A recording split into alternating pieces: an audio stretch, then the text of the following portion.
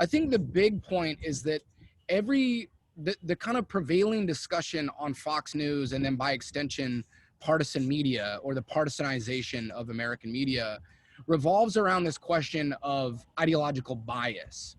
And I felt like everyone had been talking about Fox's bias, its conservative ideological slant, right? That is the key to explaining why it's been successful. And that just never, I was never satisfied with that answer. And as you dig into the history of conservative media, you find out that there was a slew of conservative TV projects that launched just 2 years before Fox News. They had the same idea. We'll give, Republican audiences, the good gospel of Reagan conservatism, and we'll be successful by simply appealing to people's political predisposition, right? Confirming their existing beliefs. And this is the common approach. It predominates the political science research. There's a lot of cognitive behavioral terms like selective exposure. That is a very central term in this literature, and all of that. I'm not discounting, right? That is a habit we have, that we do seek out news that reinforces our political beliefs, and that it is uncomfortable. Cognitive dissonance is the term they use, right? We have this irking feeling when we encounter news that challenges our political ideology. But I just felt like there was, why did those conservative networks not work then? If it's as simple as that, why, if it's just feeding people ideology? And I had this inkling that part of Fox, it was beyond kind of just talking points. Its appeal, it almost worked on, the sociologist Herbert Gans uses this term, para-ideology. There's like something above ideology or deeper than, right?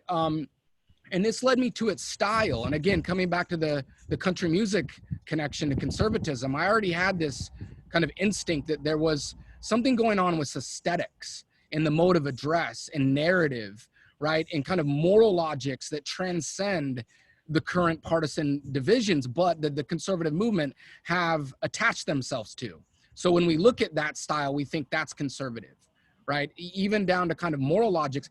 But this style does not have an inherently ideological orientation. It's history that constructs it as being aligned with one style over another, right? And I think that's why it's so important to look at Latin America and to adopt a comparative approach, because in that way you can start to denaturalize your American eyes, right? You start to say, well, I kind of see that Hugo Chavez uses similar rhetoric, right? Or has a similar style, like masculine, kind of like working class style, or you can look to history, and that's another way to denaturalize your eyes, right? That you look at the 1930s and see how the New Deal coalition and the Popular Front and the labor movement use this language about who are the producers. It's the workers, it's the union workers that create wealth.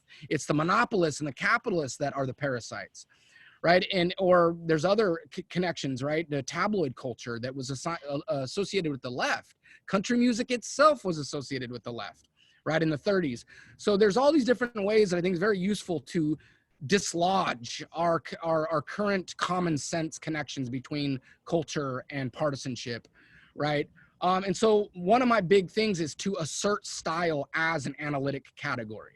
That if you're going to do political communication, you cannot just look at elections, ideologies, policy platforms, right? You have to look at pop culture. You have to look at the way that politics intersects with the entertainment industry.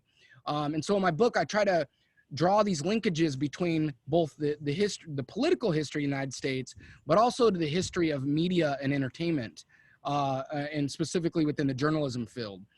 And so that is, so I think that's a major intervention in my book. I try to get to people to see that partisanship is more than ideology. It's more than policy preferences. It's more than philosophical tenets. It's connected to aesthetics. It's connected to social identity. And so if you're looking at a news organization, the question to ask is not just what policy positions do they promote, but how do they kind of create a more cultural understanding of their audience? How do they imagine their audience as a social type, right? As a personality type, right? And so that's how I kind of approach it. Because again, if you look at MSNBC, they generally have a partisan brand too, to the Democratic left, but we can see that they imagine their audience very differently than the way that Fox News represents, imagines its audience. So it can't just be basic partisanship defined by ideology. So that's one of the first things. And I find hegemony theory and theories from cultural studies to be useful because they combined a political analytical lens with a cultural one. So Gramsci says, of course, there's ideologies being advanced and political interests being advanced and class interests being advanced.